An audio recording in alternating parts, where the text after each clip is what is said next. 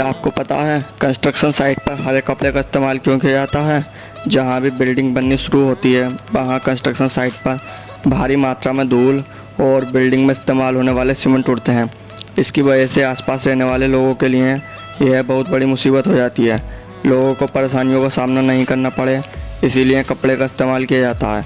आखिर हरा रंग का कपड़ा ही क्यों और कोई क्यों नहीं?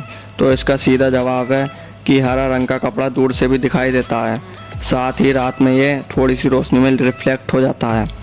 इसीलिए बन रही बिल्डिंगों को हरे रंग के कपड़े से ढक दिया जाता है।